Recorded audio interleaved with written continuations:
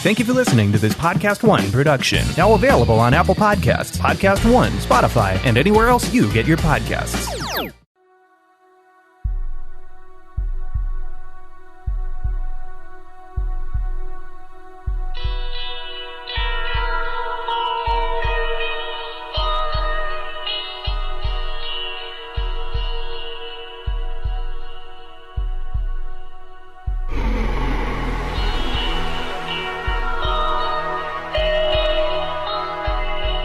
Hello and welcome. You're tuned into the best in paranormal talk radio. This is Darkness Radio. I'm your host, Dave Schrader. That guy over there, well, that's the lovely and cuddly Mr. Tim Dennis. Hello, Tim. Howdy.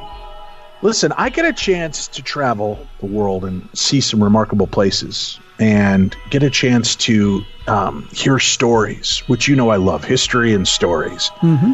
And after the kind of stoppage for the Holzer Files earlier this year, we had that 3-month layoff where everybody was trying to figure out what the new world was going to be like. And then when we went back to filming, we went out to Massachusetts to film an episode. And one night Shane and I had off, and I was like, God, you know, we are like minutes away from Salem, Massachusetts.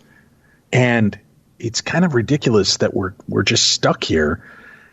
What if we see if there's a ghost tour group that, you know, we know none of them are open, but maybe they'll take us on a little walking tour and just kind of show us the insights. And we made a few calls and looked a few numbers up and connected with a great group, and Black Cat Tours out of Salem, Massachusetts, and a lovely couple that runs it agreed to meet with us off hours, just friendly kind of, yeah, we'll show you around and talk to you, because, you know, the tours were shut down. Everything was kind of shut down at that point, but we all met separately.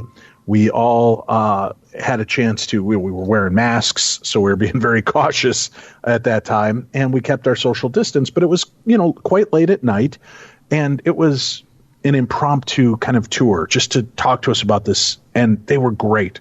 As a matter of fact, they've also got a book called Black Cat Tales, History and Hauntings of Old Salem. And hearing some of these stories, Tim, I got to tell you, we've talked ad nauseum about the witch trials in Salem throughout the years, right? I mean, probably in the 15 years we've been on the air, it's safe to say we probably talked the Salem witch trials at least 10 of those years. Sure, yeah.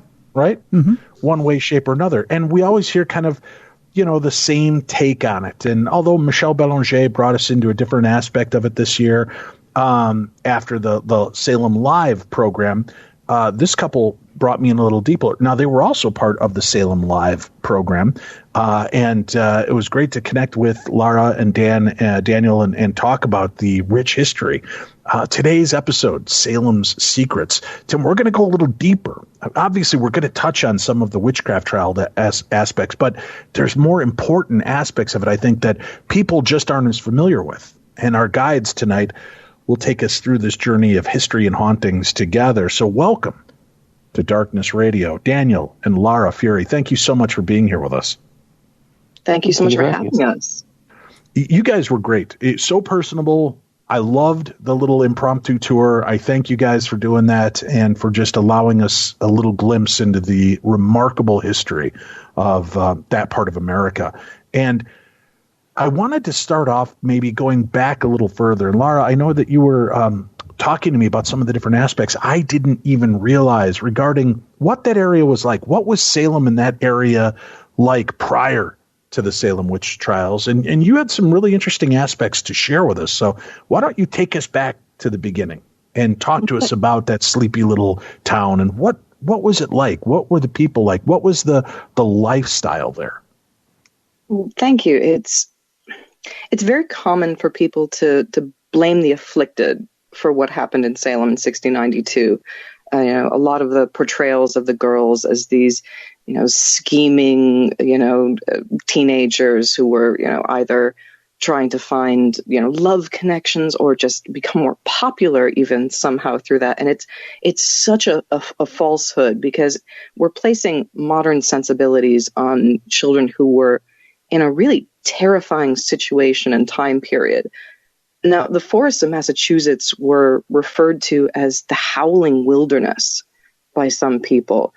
Salem Village was where the Paris parsonage was, and that's where all the events start to take place.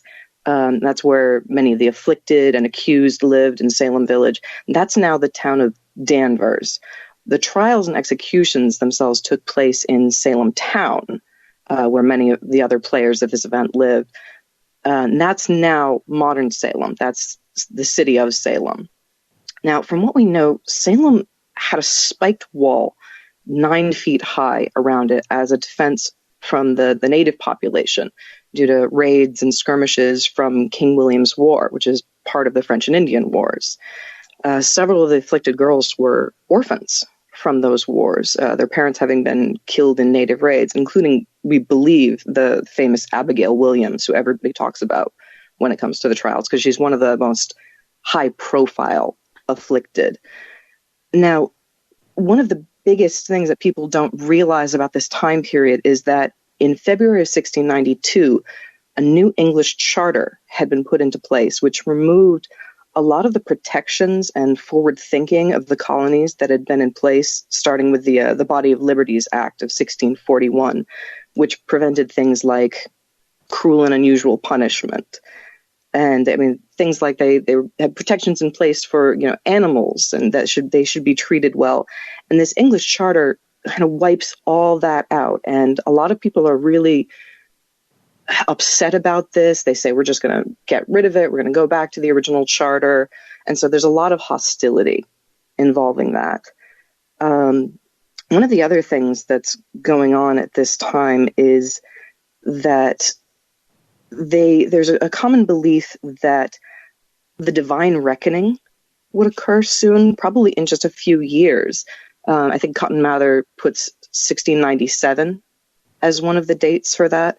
Okay. So is this like the rapture, or is this truly the end times that they're waiting for? They're basically thinking it's going to be the end times. There's a lot of little things that have been happening that they start to see as a sign for the end of the world. And of course, the biggest thing when it comes to the end times is that there will be a war between heaven and hell. And the devil is going to walk amongst the humans, and we are going to have to fight him. And that's basically what the mindset of the Puritan religion was, is that the devil was a very real entity that could enter their lives at any time. Now, this kind of lifestyle that they were leading, it sounds almost utopian in nature. The way that they were trying to be all inclusive and respectful. And I mean, is that a fair assessment? That was their hopes. Absolutely. When they came here for, freedom of religion and that's the basic idea of coming to the Americas in the first place. Yes, that's their concept, is that all men will be created equal. I mean, the Body of Liberties Act refers to, treating your slaves as humans, not as property. Gosh, there's hundreds and hundreds of articles in the Body of Liberties Act, but they are all intended to be, as you say, utopian. So this is kind of the life they're leading. And, it's interesting because every generation believes they're the ones that are in the end times. Isn't that strange? I mean, there's still people, you watch in a lot of the religions now, 2020, people are talking about, all of these things lining up with biblical prophecy, this, that, or the other. But I've been hearing that since the 1970s when I was old enough to start to pay attention to all of this cataclysmic nonsense of what was coming. But in a sense, there really was an end to the lives and the world that they were trying to build. Yeah, it's funny. I mean, as you say, we've gone through in 2001 the world was going to end, in 2012 the world was going to end. I think they were just talking about a rapture recently that was supposed to have happened. We're all, I guess it's human nature to be looking at, well, where's the end? We all know we're going to die, but what's going to end all of it? There's got to be an end to it somehow. And so, as you say, these people living in I mean, certainly for them, it wasn't, all sunshine and roses. It was a very harsh life living here. And as I said, they've got, attacks by the natives. Obviously, it's provoked on both sides, but there's a lot of war orphans. There's a lot of massacres up in, what would become Maine. 50 people were killed in one night in a village up there shortly before the witchcraft trials begin. So that's what they're dealing with on a day-to-day basis. It's a terrifying time to be alive. And now that this shift is taking over and the utopian hopes and dreams are starting to crumble, what is that turning Salem into? That's where we start to see a lot of the, how do you put it? Fear of one's neighbor, where things that maybe previously would have been just passed aside as, oh, that's an unusual thing that happened. When the witchcraft hysteria begins, you start to see all those little events become more and more important. An old woman who mutters to herself under her breath, Sarah Good, that suddenly becomes, well, was she casting a spell against me? Things along those lines. To talk about how all this begins, how the witchcraft trials begin. In mid-January of 1692, Reverend Parris and his wife find their daughter, Betty, and their niece, Abigail, crouched and twisted in odd positions under chairs and stools in the home, making strange movements and speaking in a language that no one can recognize. Abigail says that she has terrible pains in her head.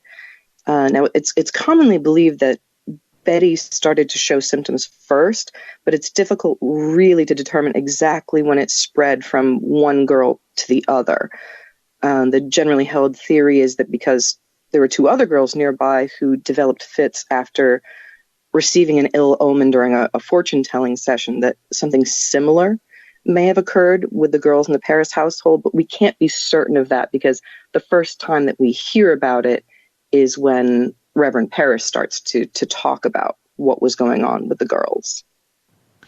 So these girls are having fits. Now, it's been kind of brushed away as though they were, tossing about and acting strangely. But the way you're describing it, it sounds a lot more traumatic. Like they were bending in ways that didn't seem natural, that they were acting in ways that were beyond just girls acting up and being ridiculous.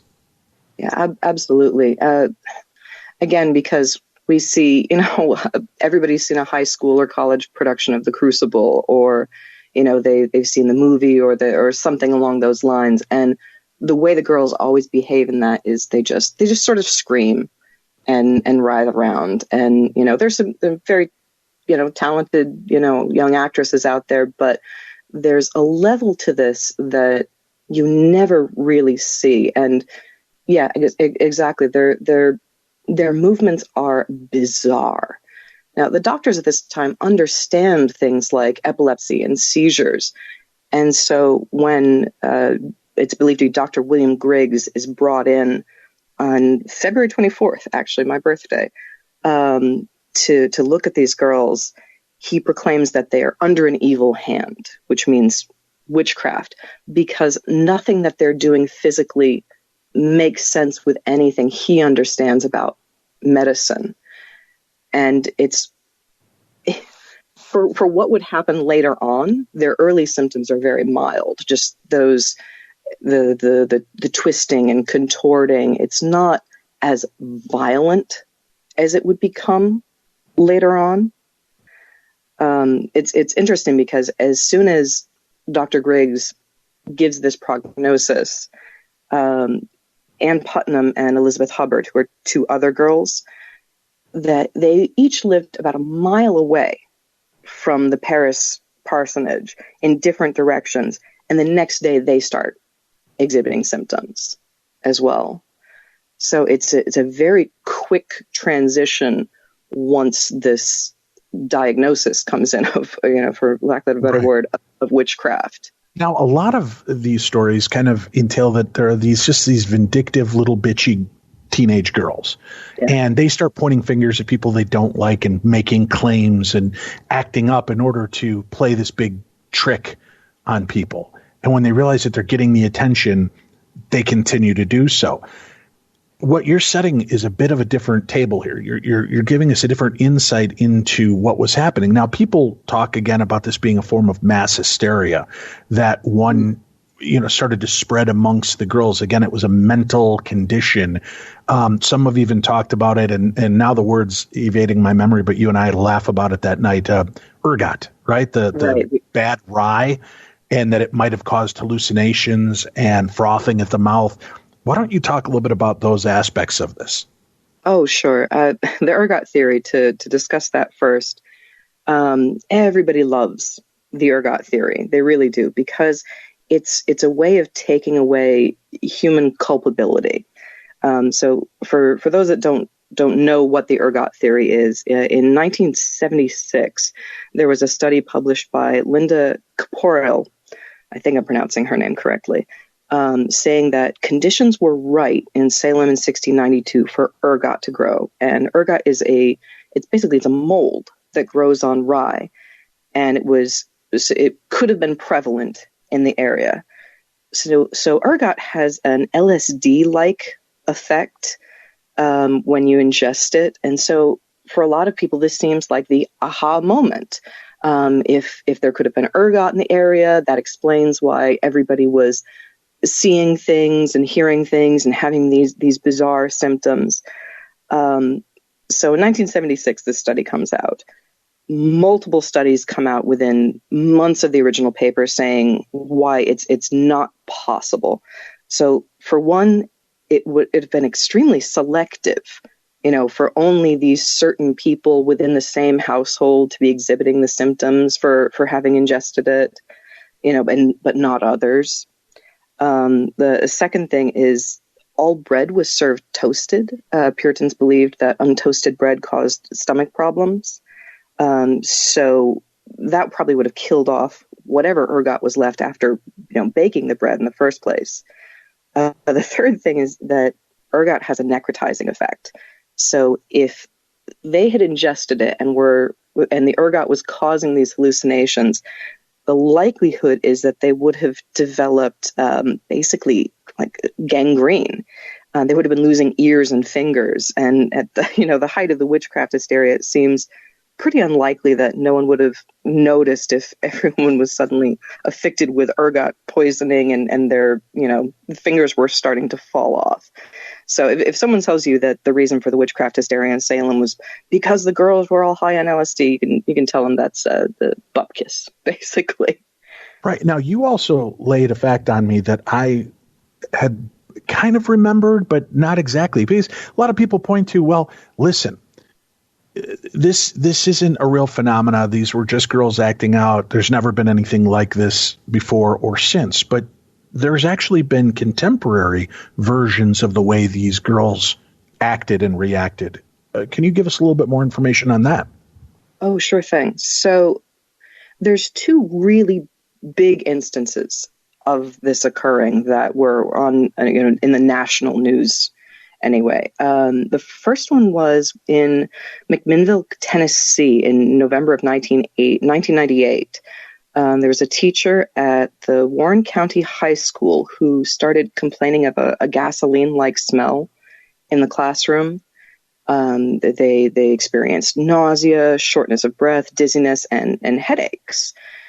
And so they evacuated the school, and almost 100 students and staff went to the hospital with similar complaints, and about 40 of them were admitted overnight. So a week later, the school reopens, and the 71 people have to go to the hospital.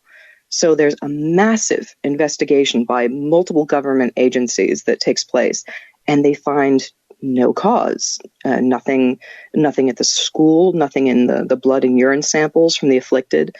So they come to the conclusion that it was and this is the modern term, a psychogenic illness. And that's basically the modern way of saying mass hysteria.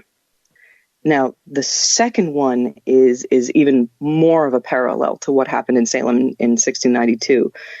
So in August of 2011 in Leroy, New York, at the junior senior high school, 14 students, 13 girls, 1 boy, begin to have fits, convulsions, and a bizarre speech difficulty. And so the diagnosis is conversion disorder, mass psychogenic illness. Conversion disorder is a more, fine-tuned way of saying that this is hopping from person to person, conversion disorder.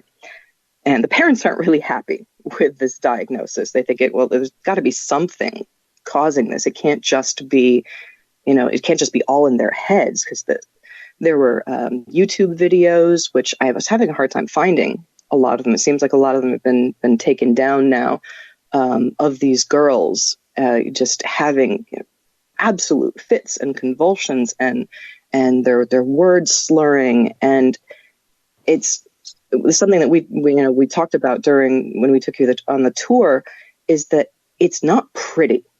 This is not the kind of attention that a young, middle school, high school girl would want. It's a really awful, traumatizing thing. So the parents, like I said, they're not happy with this diagnosis. So they put the girls, some of them, out on national TV. And it attracts the attention of Erin Brockovich, actually. She went to Leroy, New York, and to help investigate the possibility of pollution from a 1970 train derailment and possible toxic waste. And that turns out to be implausible, with, the toxicity levels far too low. But there's now additional cases as well. And the only new observation from the specialists is that one girl exhibits symptoms of Tourette's.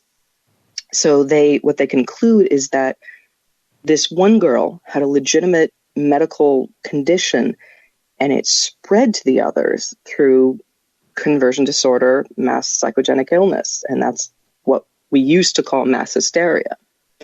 So it's easy now to look at that, as you say, with a modern example of how easily, if, say, Abigail Williams or Betty Paris had a legitimate medical condition, Abigail probably had some form of PTSD, and it then spread from person to person through this hysteria. It's very easy. I mean, humans are, we're pack animals when it comes down to it. We create our little tribes, and we have to protect ourselves against any form of, outside thing. Exactly.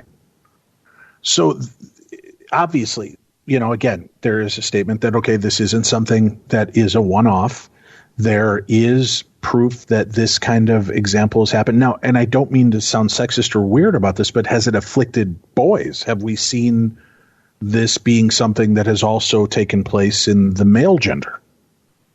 That's a very good point that you bring up, because there are definitely afflicted during 1692 that are men. Probably the most famous of that is John Indian, who was Tituba's husband. He was another enslaved person by Samuel Paris.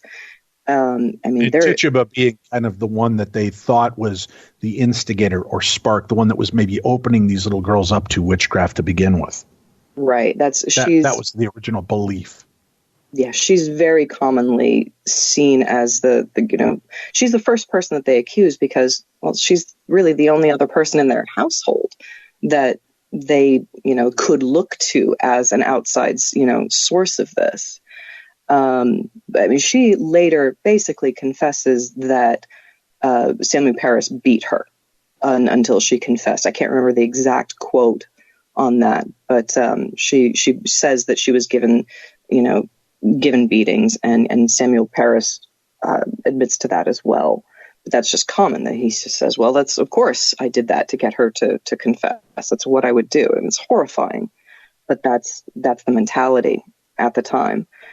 But she's never accused of teaching the girls black magic or anything like that. That's a total manufacturing from the Crucible and Arthur Miller. That's not something that she's accused of. She's accused of torturing them like everybody else, from that point on. But her husband becomes one of the afflicted. There's actually an instance where he convulses so violently it actually takes 4 men, including the marshal, to restrain him. So, but as you said, it does seem to affect more women than men, and it's, as I was saying when talking about the instance in Leroy, New York, there's at least one boy that we know of who's afflicted by this, but the percentages are far off. And it's bizarre because you can go back to ancient Greece, and the meaning of hysteria comes from the female reproductive organs, basically. Use the term hysterectomy. Hysteria is the same root word. So it does seem to affect women more than men, going back thousands of years, to the original concept of hysteria. Now, what I thought was a fascinating aspect of this story as well. All right, let's take it for what it is. Maybe it's a handful of girls acting out, jealous, petty, goofy little teenagers doing something stupid at the time without realizing how deep and profound the repercussions would be. That would be easy enough to buy into. Now, you shared an aspect of the story of one of these girls I had never heard before. And this was witnessed by multiple people. And do you know which part I'm referring to here? About the fireplace? Talking about Mercy Lewis. Yeah. So there's several things that during the trials that are... I'm sorry, we're losing you. We're losing you real quickly. Your audio started to break up. Sorry. So there are absolutely certain instances that happen during the course of the trials that are far more unexplainable than what we take from, again, the Crucible and the girls just screaming and writhing around, and that's the end of it. One of the first ones is there's a similar thing that happens. Abigail Williams asks a man named Benjamin Hutchinson to attack the specter of Deliverance Hobbs. She's someone who's been accused of witchcraft. And she describes to him where he's wounded the spirit. And during the examination of the actual person, Deliverance Hobbs, she has a mark on her eye and on her side, which is exactly where Abigail told Benjamin that he had struck her.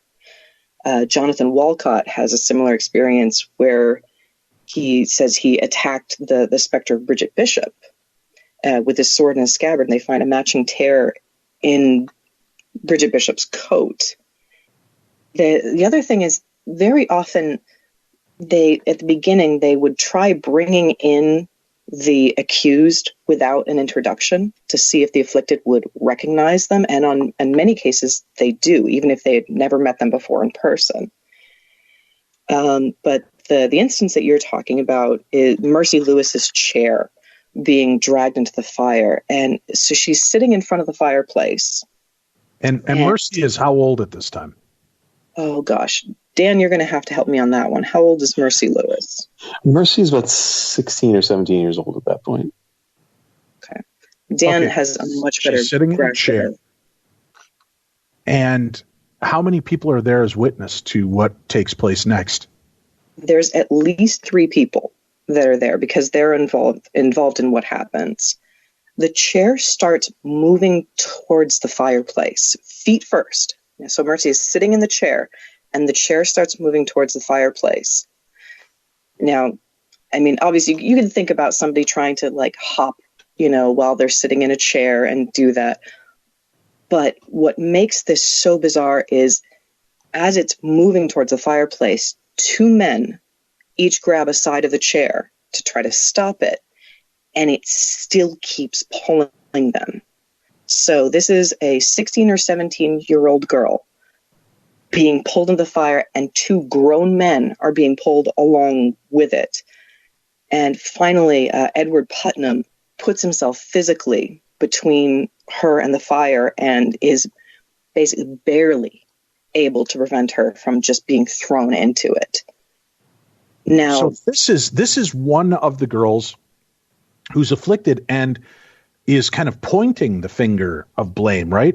So this yes. isn't one of the girls who's believed to be a witch, but yet some supernatural force is even attacking her. Yes, and that's what they're all saying is happening, is that these bizarre instances are going on around them.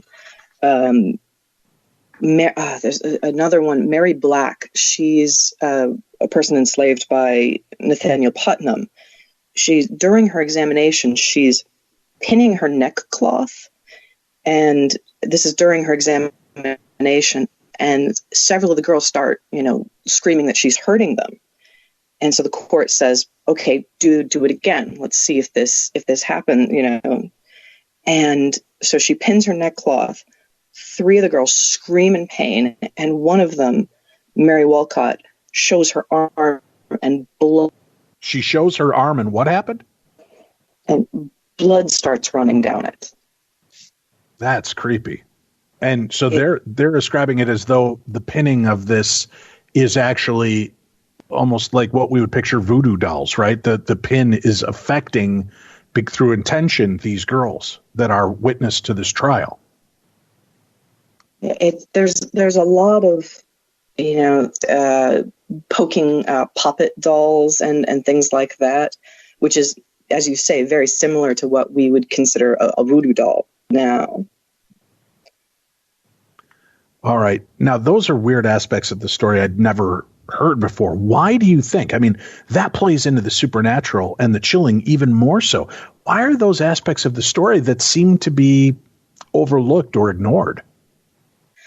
I think honestly, I blame the Crucible.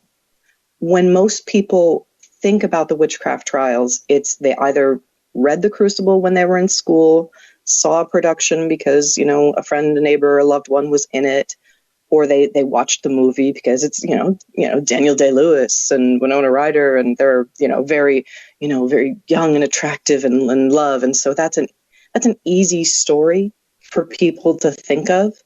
So, and a lot of people, honestly, we've had so many people take the tours over the years that think, oh, they were burned in Salem, and it was actually hanging in Salem because burning was considered cruel and unusual punishment.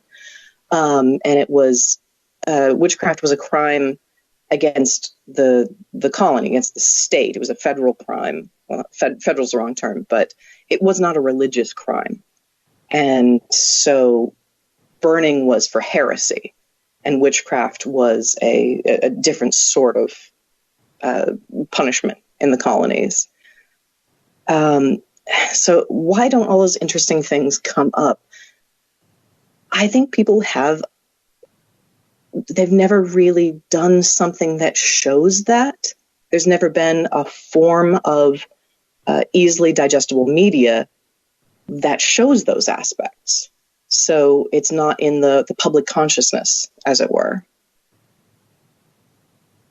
Those, to me, are more chilling aspects of this entire story. And I know there's even more we're going to touch on here as we continue speaking about it. But, that's really kind of frightening that seems to supersede any of just the concepts that these were little girls acting up, being vindictive, and acting strangely, because they were actually in danger as well, it would seem, and a part of something that was bigger than they were, something that was not just mean-spirited bad girls, but something much darker. Yeah, I don't really know. I don't know why haven't come across as much as they should. Obviously we try, on our tours and, in our book to explain that to people, because it's so easy to just say, oh, it's girls being, the bratty little girls that we know. they don't talk about the more terrifying aspects of it. And maybe it's because we're scared of something like that. We're scared at something that we really can't explain away easily. Well, we've got some more stories from the Salem Witch aspect of it, and then we're going to delve more into other strange hauntings, tales of terror, and very strange goings-on in the town of Salem with Daniel and Lara Fury. But, Lara, what are a few of the other aspects, a few of the other stories associated with the witchcraft trials that you think are even more compelling than the stories that have been kind of vomited ad nauseum for 200 years, 400 years now? Well, there's certainly instances, and Dan can actually help me with this one. During their investigations, during the examinations of particular accused, where now is it Mary Warren that tries to take Dan? Can you help me on this one? There's definitely some really bizarre things that take place. Yes, during the examinations, during Elizabeth Proctor's examination, you have Abigail Williams trying to slap Elizabeth Proctor, and instead it's described as if her hand almost starts to move in slow motion. And then she just falls to the ground and screaming and grabbing her hand and saying it's burning, it's on fire. And the other girls start feeling the exact same thing. They're grabbing their hands. You've got a lot of odd things happening, especially in that it was such a circus almost atmosphere, because it's the perfect environment for that hysteria to just jump around. And it's not just going to the children, it starts moving to the adults in the audience as well. So it's jumping to them too. So people who before were not afflicted, suddenly they're just grown adults standing there and screaming, and they're going blind, and they faint, and so it's chaos really in this courtroom.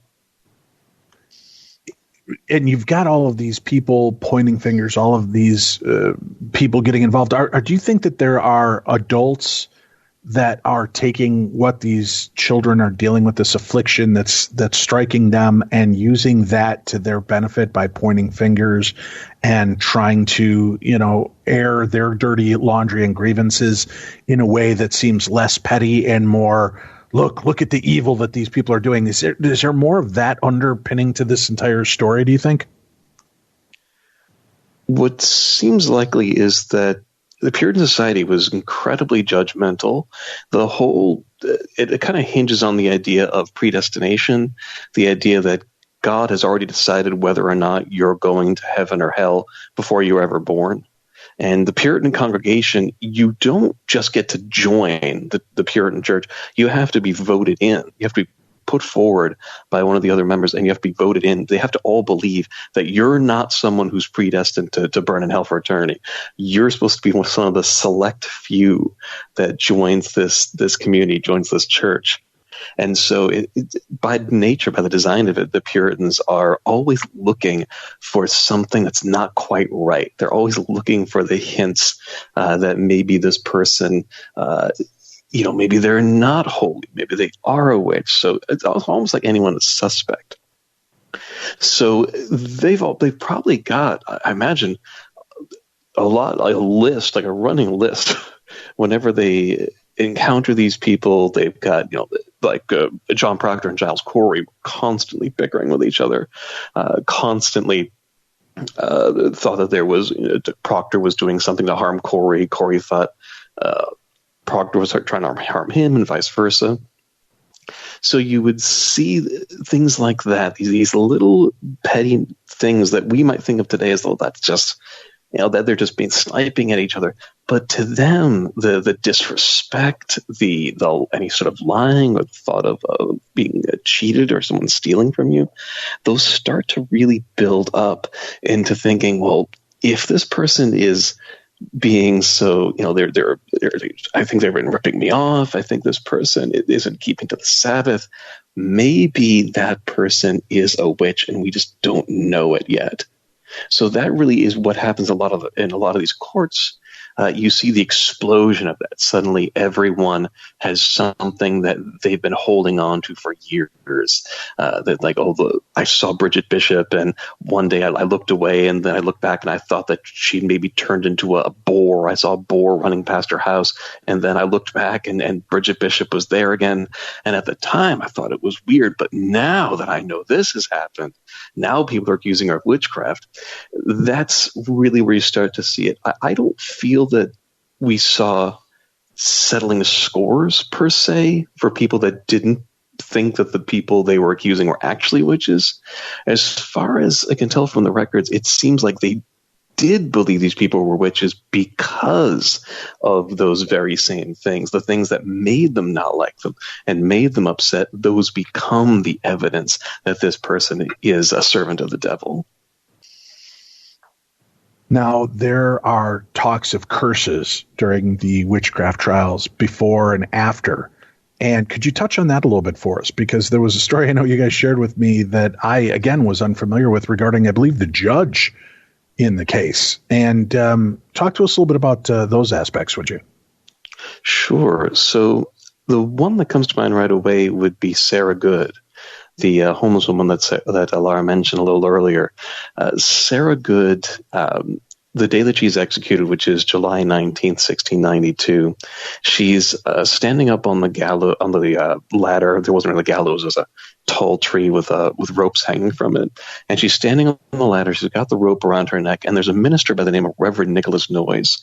He's the junior minister of Salem Town, but he is a real hellfire and brimstone minister. He's really pushing for what's happening here. And one of his duties is to try to get people to confess right before they're hanged.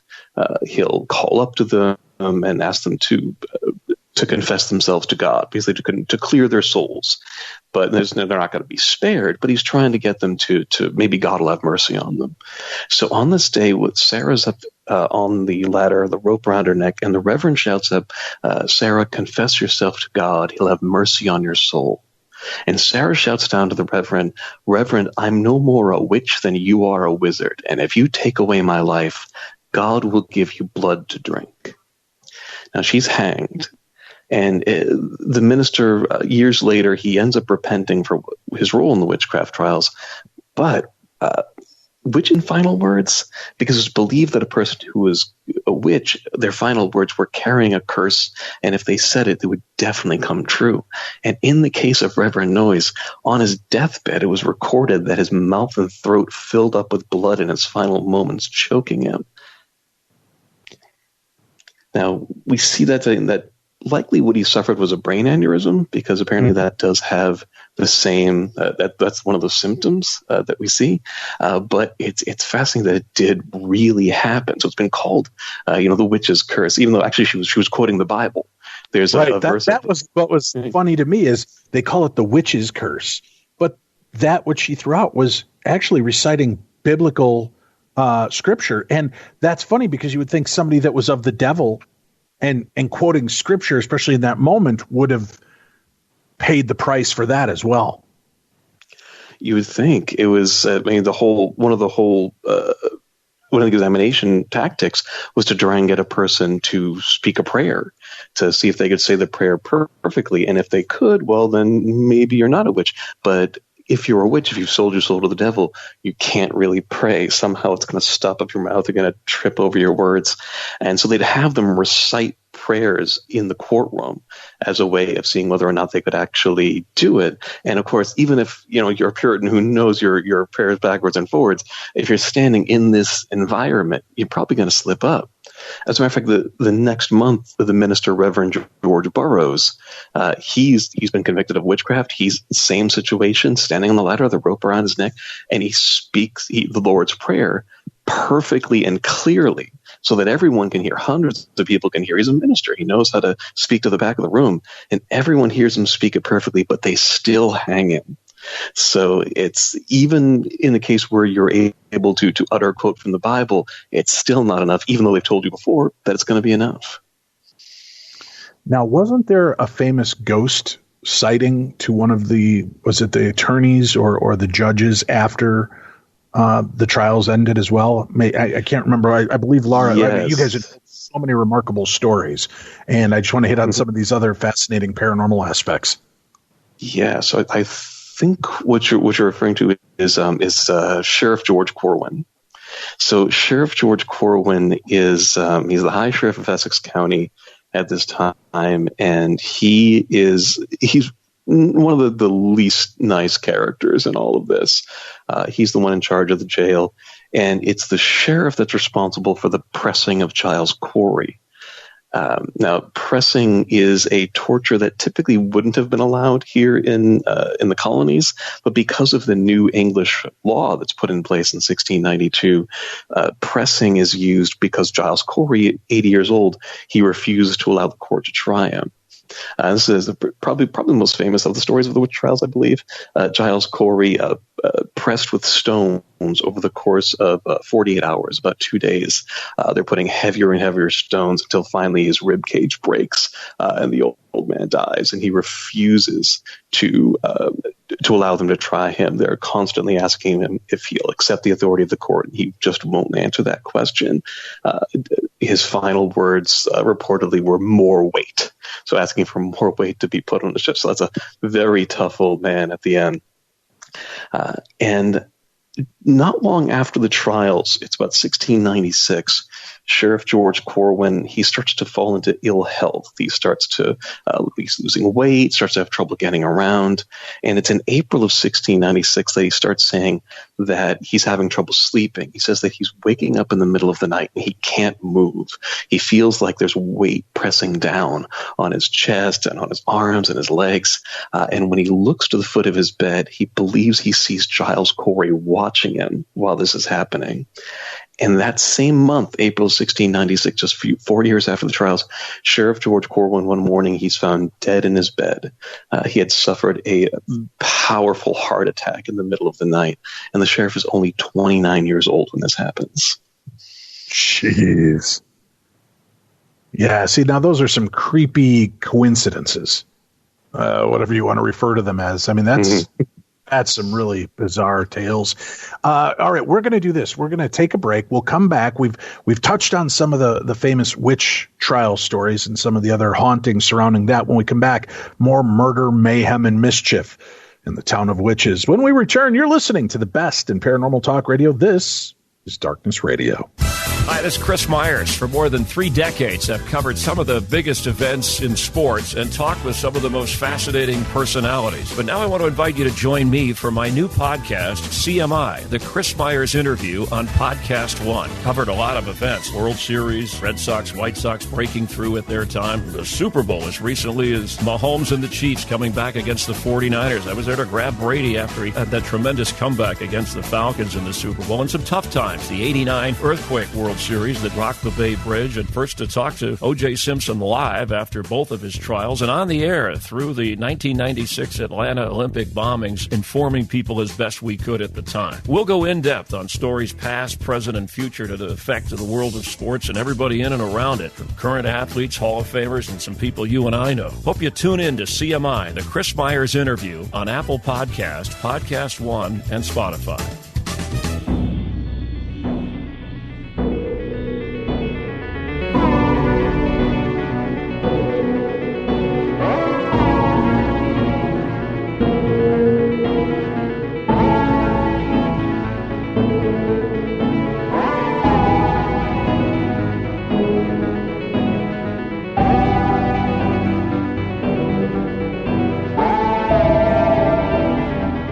Welcome back to the best in paranormal talk radio. This is Darkness Radio. Big changes brewing, folks.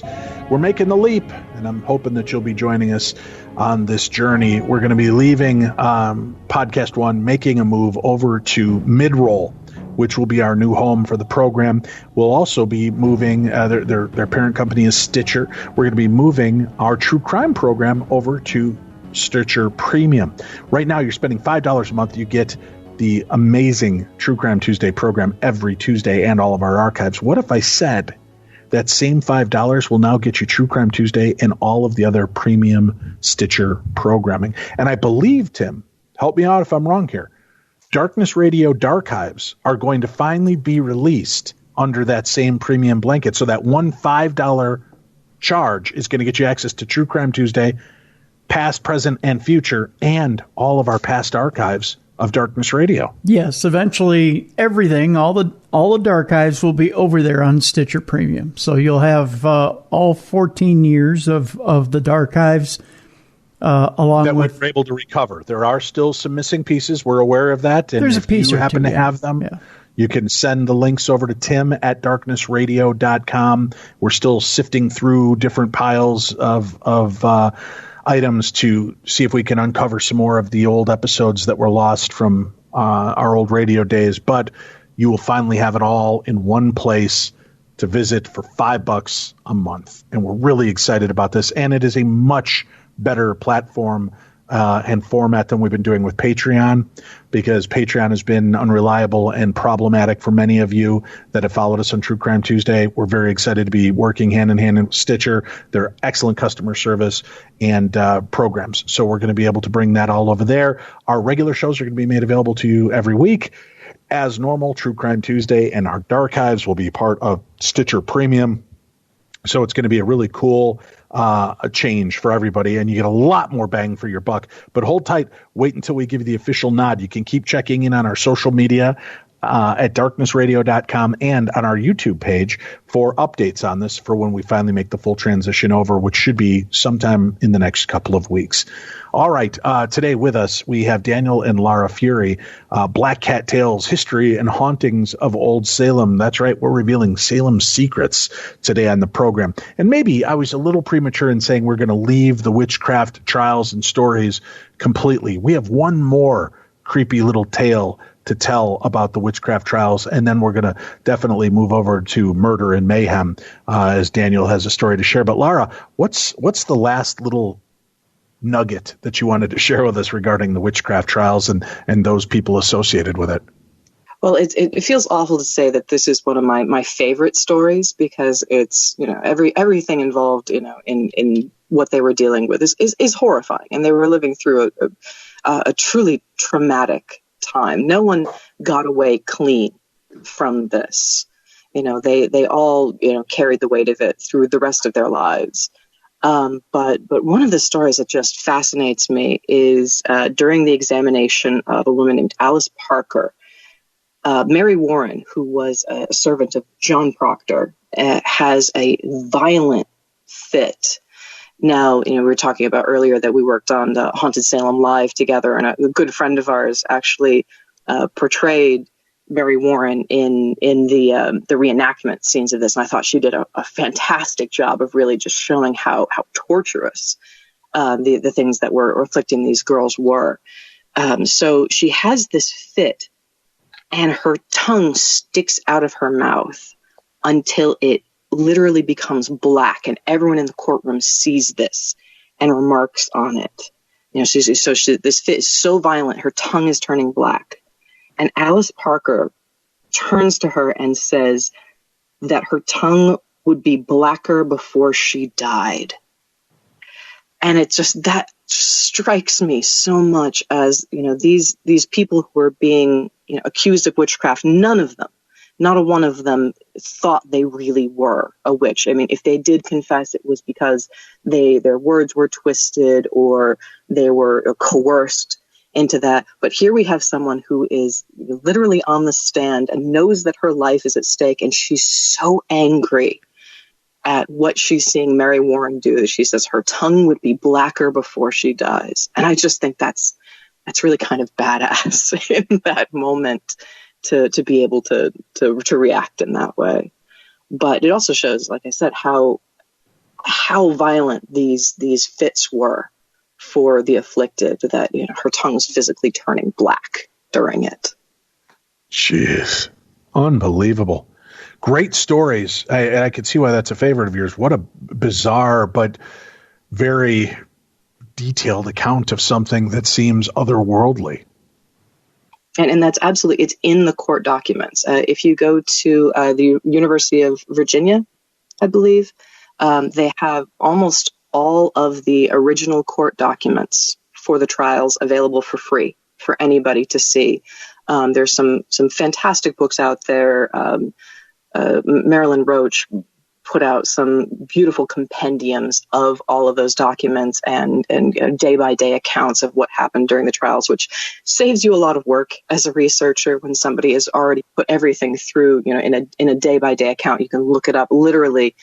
Like I said, when they're first get the diagnosis of witchcraft, it happened on my birthday, and it's kind of neat to look through it and chart that with our own lives and see, okay, well, this was happening, during April. Now you see they talk about cutting grass, during some of these accounts, so life is still going on during all of this. Obviously, it's a huge part of their lives for well over a year, but the life has to go on. The book, Black Cat Tales, History and Hauntings of Old Salem by Daniel and Lara Fury, is available for sale. We have a link on today's program, so you can find that book and order it for yourself. We also have a link directly to their website. So when you visit Salem, skip the rest, go to the best, go to Black Cat Tours and have a chance to meet with these remarkable people and their amazing staff. Get out and see the tours. They are, I believe, back to work now, right? You're doing compliance for the COVID-19 and distancing, but you're back to the tours. Yep. The state of Massachusetts has a mandated limit on walking tours of 10 people. So you go out with your guide, and it's 9 guests at a time. So it's a much more intimate experience than you've really ever been able to have coming to see the tours, especially in October. We might be able to increase that amount a little bit depending on what, the government comes back, with for us. But no matter what, we will be running. And there's been a lot of stories about how Salem is closed. There's no, Haunted Happenings was canceled, so nobody come to Salem in October. And it's absolutely not true. I think even New York Times ran an article about it. But Salem will be open. A lot of the big events won't be happening, but the shops will be open. The tours will be happening. There will be Halloween in Salem this year. Excellent. And it is a rich place for amazing history. And I'm not just saying this because they were kind enough to take Shane and I out on this tour. I've been on a lot of ghost tours, many of them very theatrical and silly and kind of get away from the sense of what they're really there to tell us. And Daniel and Lara really have a love and passion for the actual history, for the untold tales and the stories that have perhaps been off track for centuries. And they bring you back into this world and paint a very rich tapestry of amazing history, hauntings, murder, and mayhem for you along this tour. So trust me, go see this tour, and then do me a favor. Make sure you rate and review the tours on all of the different apps that are out there, because that really helps businesses like that to explode and get more detail. Why continue to just hear the same old rhetoric when you can learn more of the truths and pieces of information that are legitimately backed up by history? So make sure that you check out Black Cat Tours. And now, Dan, I want to talk about the Clue murder, if you will, and we'll talk about why I refer to that in a few minutes. But there's a really fascinating murder mystery story that took place in Salem. And why don't you introduce us to the story, the year, and our case players? Sure. So Salem, at one point, it was the richest city in the country. That's coming after the witchcraft trials, of course, after the Revolutionary War. A man named Elias Haskett Derby opens up trade between Salem and the Far East, to India and China, Sumatra, and many other nations. And Salem, the wealth just builds and builds. So if you've got a boat in Salem, you can make a profit at that point. So the idea of Salem sort of changes from this place where this dark and terrifying thing of the witchcraft trials happen to a place where you can make money. If you go there, you had 10,000 sailors a year coming looking for jobs on board ships. And there is a story that comes out of 1830 that became national news, actually the first national news in American history. It hit the front page of every newspaper, and that hadn't happened before that, which was the murder of Captain Joseph White. So there is a place in Salem on Essex Street called the Gardner Pingree House. It was designed by this very famous architect named Samuel McIntyre. And Captain White, when he lived there, is the early 1800s. Captain White lived there alone. He had some servants that waited on him hand and foot. His wife had died many years before. He didn't have any children.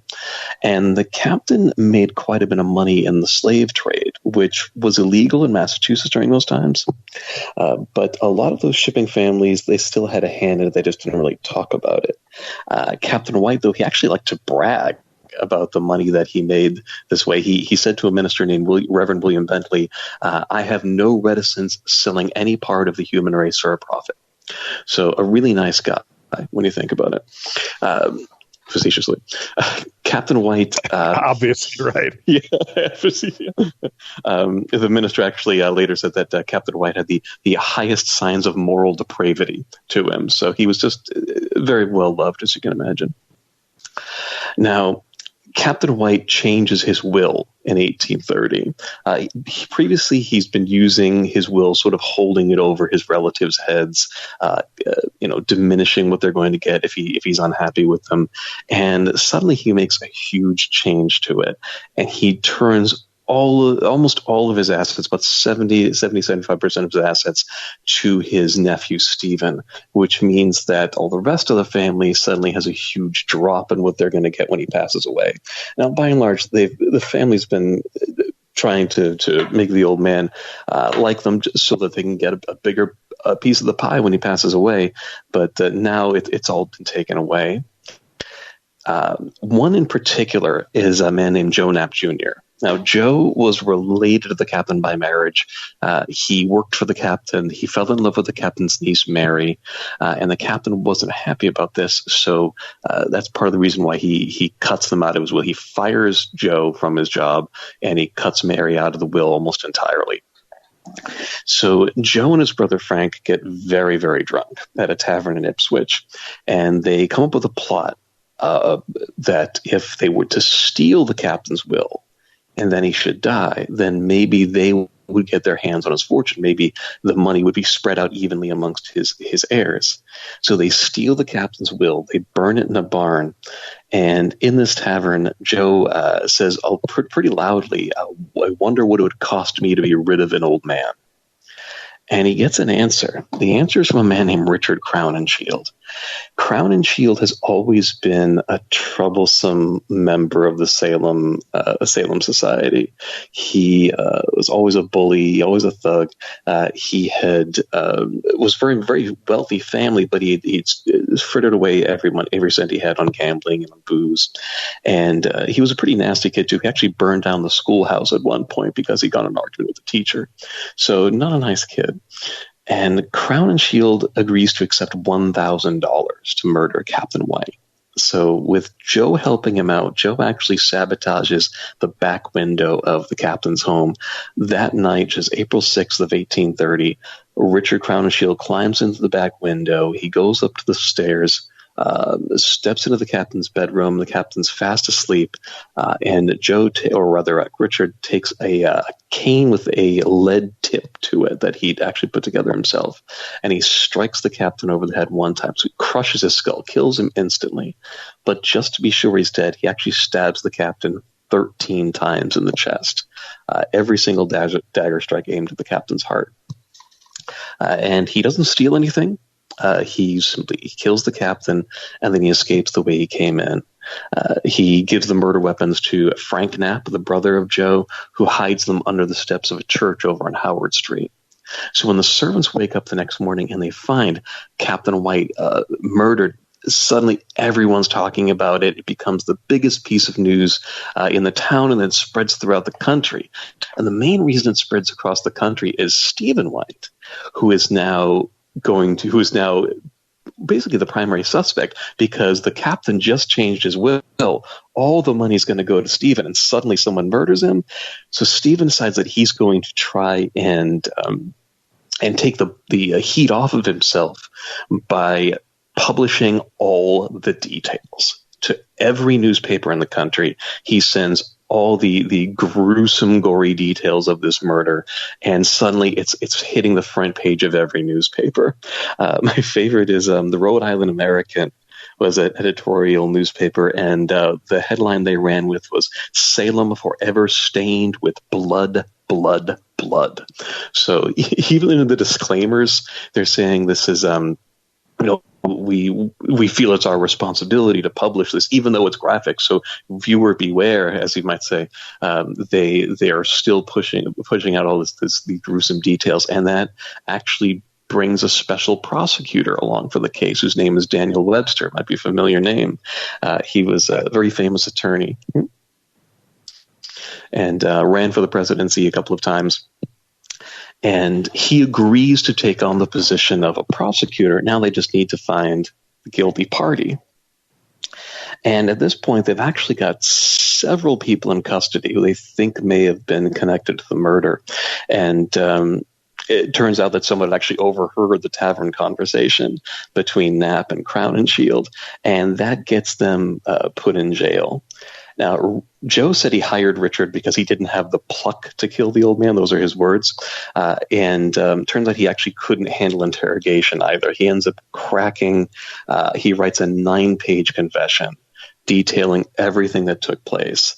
The prosecutors have told him that if he confesses and he points the finger at Richard, saying Richard held the knife, then both him and his brother Frank, they're going to go to prison, but they're not going to be hanged. They're not going to be executed.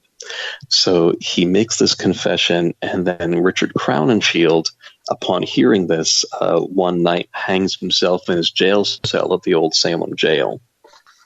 And one of the things I think is fascinating about this is that Richard, he was very tall. So to make sure that he did in fact die when he hanged himself, he actually held onto his ankles the entire time that he was being strangled. And he leaves a note with poems. He was really an artist. He would often sing in his jail cell. He asked his guards to bring him books and games and musical instruments. And so by hanging himself here, Richard actually gets his brother George off of the crime. They were looking at George as another possible suspect because there was no way to link the two of them. He couldn't link George to the murder without Richard. George, who's being accused, actually he's found not guilty. They had to let him walk out the steps of the jail a free man. However, for the Knapp boys, even though they've been promised immunity, because Frank was on the property, Frank Knapp took the murder weapons from Richard Crowninshield, they can actually rescind that immunity and they can consider them both the murderers. So both Joe and Frank Knapp end up being hanged for the murder. They are about 19 and 20 years old, respectively. So these are our two very young men we're talking about. And now Captain White and the Knapp brothers are actually all buried in the same place. They're all buried in the Howard Street Cemetery, which is sort of a stranger's cemetery for many years. You did have people it's right in the back of the old Salem jail. So you have people that would die in the jail be buried there. And you also had sea captains buried there. People that didn't really have a place in town often would be buried there. So it's a very unique cemetery. It's actually basically the same place where Giles Corey was pressed to death. Yeah, that's probably what it's best known as. Jeez. And this murder. So this murder takes place. The culprits are captured. This is this horrific story. You said this really kind of captured the attention of the world, and it's one of the first times a story like this has spread nationwide on newspapers. Is that right? Yeah, absolutely. It's the first time in American history you've got the same this murder on the front page of every newspaper, and it got so much attention that people wanted to know more about it. They wanted to see more about it. So they had a stage show basically where they would take around these sets of mannequins representing Richard Crowninshield and Captain White, and they would be shown on stage as the brutal Crowninshield murdering the captain in his bed. People are gasping in the audience as someone narrates what's going on, and this was taken all over the country. People they couldn't get enough of this, and it's really probably the main reason why they had to hang the Knapp brothers, because at this point the entire country wanted an end of the murder mystery and they wanted a bad guy to be hanged. So they almost have no choice but to find a way to hang somebody after it. Now, the story just doesn't end there, right? This history remains prevalent to this location. The haunting of this mansion continues to this day, and in a dramatic fashion, if I understand. Yeah, definitely. And that's why I like to mention both Crownshield's death and Captain White's death, because both of those seem to have left behind some kind of either spectral energy or some kind of haunting. The Gardner Pingree House, which today it's a house museum, so nobody goes in there except for tours that the Peabody Essex Museum will occasionally give. But one of the more commonly seen ghostly figures in our entire town is the old Captain White walking around within the house. And one of the things I've seen probably more than any other ghostly photo, because of course we always encourage our guests to take ghostly photographs during their tours. One of the things I've seen more than anything else is this very clear face of an old man looking out the second floor windows of the Gardner Pingree house. It's very unique and very interesting. There's also right beside the house, there's a property that was once owned by Captain White, and many people, actually, mostly children, actually, have said that they'll see an old man in a black suit and a white shirt, bald head, walking around out there. It's only children that have seen that, which I think is interesting. But people of all ages have seen this figure walking around in the Gardner Pingree. Now, isn't it strange as well that the Crowninshield family, mm-hmm. their house had been somewhere else, and it actually got moved next to this mansion, which seems like a supernatural slap in the face that here these families are tied in fate, and now even the buildings that they lived in are synonymous with one another. Yeah, the Crowninshield Bentley house got moved right onto the property of old Captain White, which is definitely a slap in the face. Although I don't think that Richard himself ever lived on home. I think they would have kicked him out if he did. But the family definitely had a presence there, and that house actually also appears in H.P. Lovecraft's story, The Thing on the Doorstep. Lovecraft sets a lot of his stories in Salem, and in this one in particular, That Thing on the Doorstep, he talks about the old Crowninshield place, and that's the house he's referring to. That's fascinating. Now, I started it with a Clue-like mystery. Give us the cool little tie-in to Clue and this murder mystery, and what is believed to possibly be the connection. Well, sure. So the house there, it's this beautiful mansion, and right across the street is the Hawthorne Hotel. But years ago, back in the 1800s, that was the office for a man named George Parker. And George Parker created board games. He joined up with his brothers to create the Parker Brothers, which we all know and love. They create their first factory on Bridge Street in Salem. So they are mass-producing games like Monopoly and the Ouija board. And they're also importing games from all over the world. And it's actually in 1941 that the British murder mystery game Cluedo gets taken by Parker Brothers. And it gets they take part of it, they mass distribute it, and they change the name to Clue.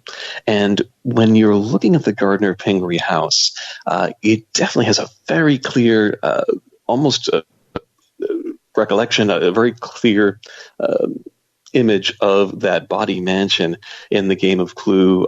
For many years, been said that that's if not the inspiration for the mansion that they were creating. And right down to there's checkered floors in the kitchen. There's some very unique pieces of furniture that are in that house that you also see. I think it's the second edition of the game of Clue through the Parker Brothers. And of course, you have a character called Mrs. White in that game. There were stories told, rumors especially, of Captain White being murdered with a candlestick. It was pretty prevalent, and actually it wasn't true. He wasn't killed with a candlestick. It was the lead pipe in the conservatory. Exactly. and both, actually, the murder weapons are at the Peabody Essex Museum. They rarely ever put it out. I can't think of the last time that they put them out, but they have those murder weapons, the dagger and the cane.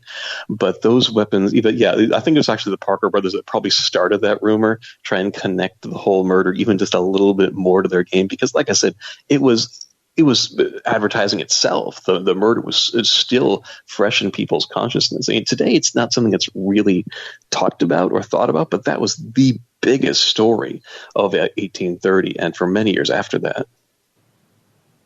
Wow. Very cool. And you've had people on your tours that have witnessed ghostly apparitions there. Oh yeah, definitely. I always take, any ghost story with a bit of a grain of salt. I always look at it as critically as I possibly can. And this is one, it's so hard to try and take apart at all because it's so clear. Clearly this old man walking around, furniture sometimes being moved in the home. It's not often that anyone goes in there, so I'm not sure how it could be happening otherwise. There's another aspect to it, actually, which has to do with the old Salem jail, which is the same place where Crown and Shield and the Knapp brothers were locked up. There's a section of the first floor that's part of a restaurant. There's a restaurant there today. And there's a couple different restaurants throughout the years, and I've spoken with a number of the waitstaff. And each of them tell me of this. There's a certain room, which today it's a place called Bit Bar. It's an arcade restaurant. They have a section that pinball games, but it used to be sort of cut off from guests. But a lot of folks that have worked there have told me about hearing whistling when they're back there, and sometimes a feeling like they've got this sort of cold hand touching their back. Several people from several of the different restaurants, independently of each other, have told me about this. And from what I can tell, where that's happening is the same place where Crown and Shield hanged himself, where he used to sit there and whistle and just be absolutely arrogant to his guards. That's cool. Very, very cool. Well, I know we don't have a whole lot of time left together, but what are some of the other creepy, haunting stories that are associated with Salem that maybe a lot of people on the outside wouldn't know about? And again, folks, their tour is very in-depth and goes a lot more into detail into different stories. We're just hitting a couple of the highlights today, and the highlights of some of their book. The book is great, very well written, fantastic stories that are easy to digest in quick little hits. So make sure that you get a copy of the book. The link is on today's episode, as is the link to their website and their tours. So make sure that you sign up, get in on this before they sell out all their tours for the upcoming season. But where shall we go next in the search for the macabre? Sure. So there is one item that I think it's not likely you'll get to see when you're in Salem, so I'll mention it now. The Peabody Essex Museum, one of the artifacts that they carry is a skull, and the skull is believed to belong to Edward Teach, who was the infamous Blackbeard the pirate, the captain of the Queen Anne's Revenge. Now, Salem's actually has had its fair share of pirates throughout the years. You imagine there was so much money leaving here. Silver packing ships are on the way out, and on the way back, you've got ships that are packed with cargo that pirates were always seeking. So up and down the Atlantic coast, you constantly were fighting with these pirates. So you had a lot of them coming into town as well. Blackbeard's the only one that seems like he may actually still be there. When he was killed off the coast of North Carolina, he was beheaded, and his head was taken all over the country, displayed as a warning to future pirates and declaring an end to the age of piracy. And in 1982, it was actually in the possession of a man named Edward Rowe Snow. And Snow, he's a historian, a pirate historian. His grandfather was a pirate hunter. He loved pirate stories, and he collected pirate artifacts. And one of them was he was able to obtain the skull. And in his will, the artifact is left to the Peabody Essex Museum. It's 1982 that happens, and there's a condition that goes along with it, which says that the museum cannot display the skull at night. During the daytime, it can be put out, but at night it has to be taken away so that no human eyes can see it. And the reason is that it's said that, and this is it, as part of the condition, that the skull comes to life, that its eyes glow bright red once the sun goes down. So no one is supposed to be able to look at it because there could be any number of terrible misfortune could befall someone who's able to see it. And now this, Edward Rowe Snow loved his tall tales.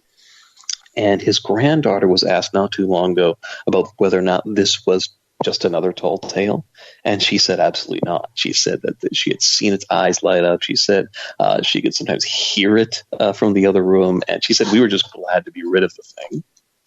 The museum has the skull, but it's been a very long time since they put it out. I can only imagine that with the condition, you can't just keep taking a 300-year-old skull in and out of a box constantly every single day. So it hasn't been seen since 2007.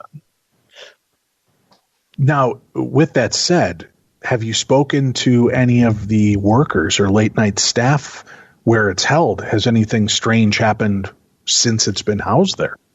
Yeah, funnily enough, I try to talk to security guards really whenever I can, especially museum security guards, because you never know the strange things they've seen late at night.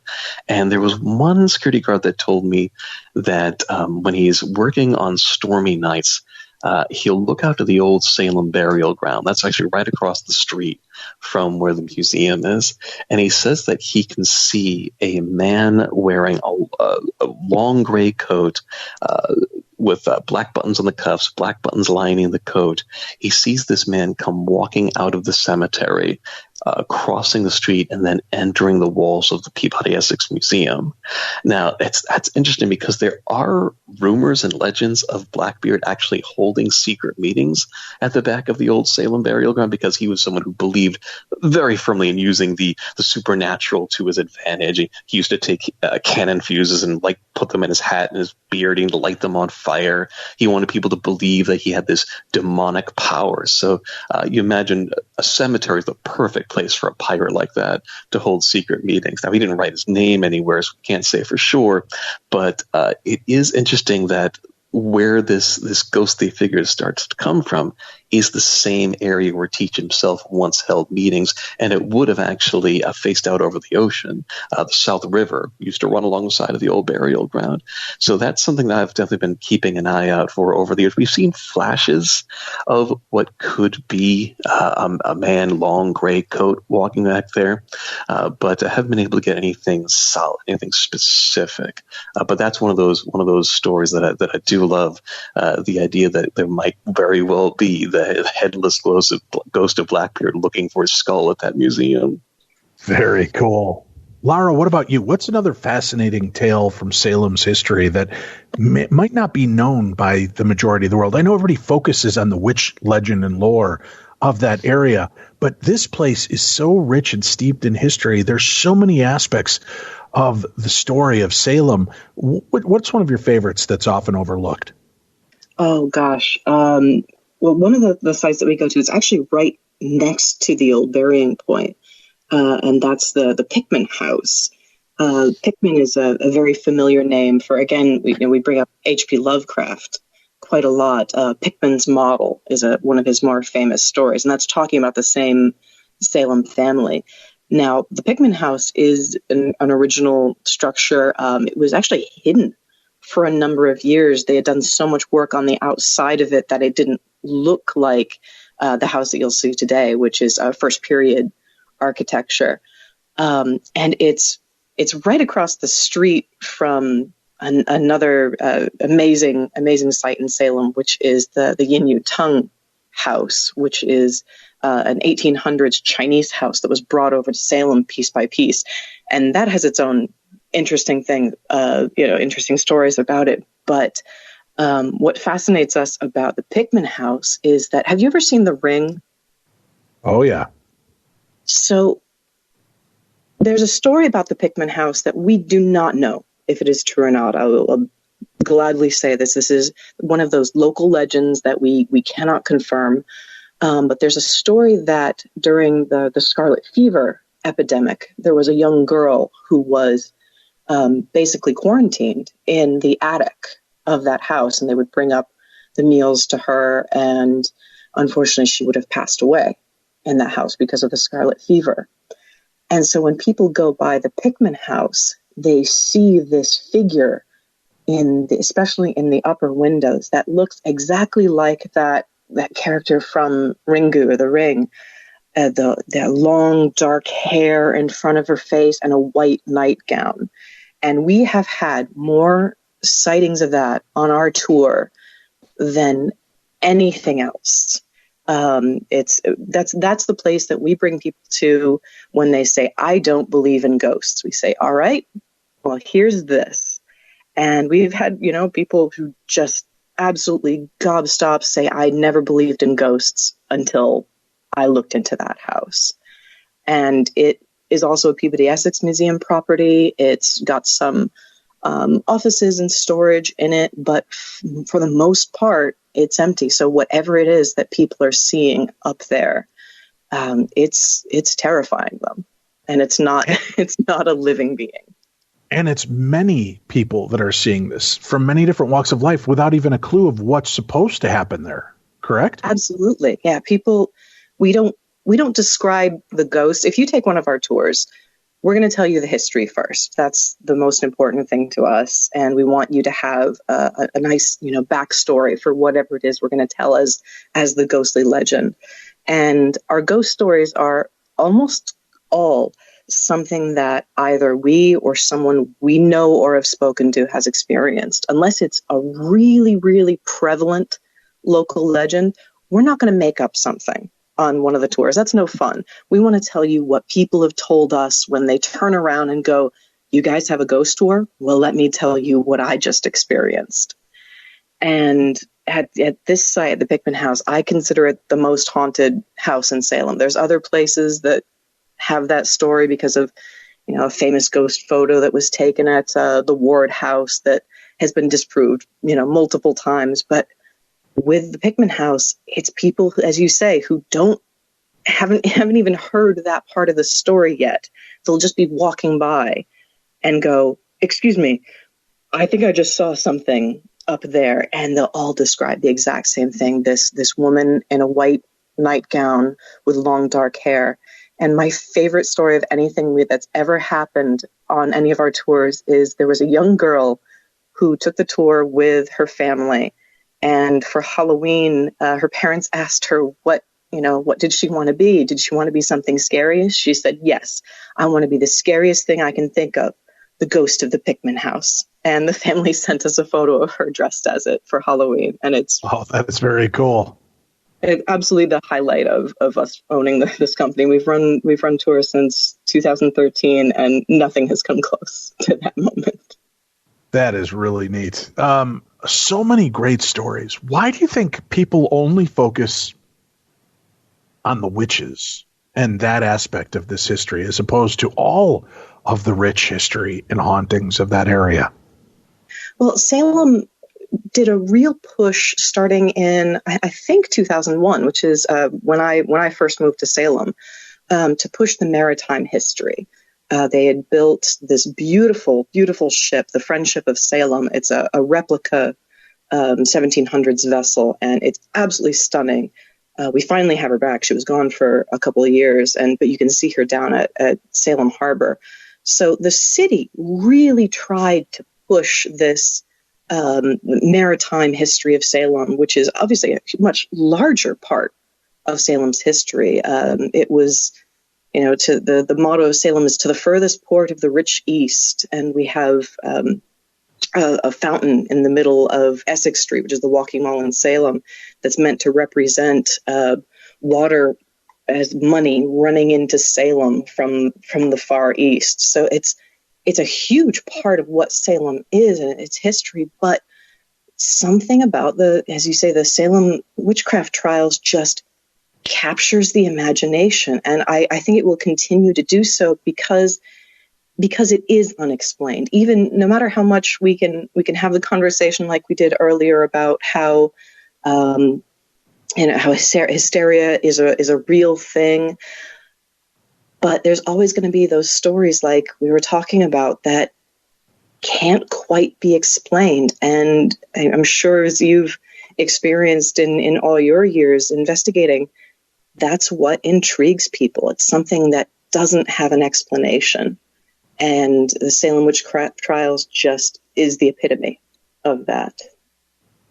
It is a fascinating place, an interesting and notorious step in our history, and certainly worth examining when you get to Salem, Massachusetts. And I recommend everybody visits just for the kitsch value and the interesting tales to be told, the museums to examine. But if you're going to go on a real tour, go check out Black Cat Tours and get the real story behind the stories. Get to the real history and hauntings and have as good a time as Shane and I on this. Daniel, Lara, thank you both. This was fascinating. We'd love to have you guys come back and visit with us again in the future. Thank you so much. Thank you. It's been a pleasure. We will be back again next week, folks, with even more of the best in paranormal talk radio. Remember to keep your eyes peeled because things are changing. Big, exciting changes, a lot more bang for your buck and value for the best in paranormal talk radio. And we want you to continue your journey with us into the strange and unusual. As we approach our 15th anniversary, we want you to continue with us for the next 15 and beyond. You've been listening to the best in paranormal talk radio. I'm Dave. That's Tim. This is Darkness Radio.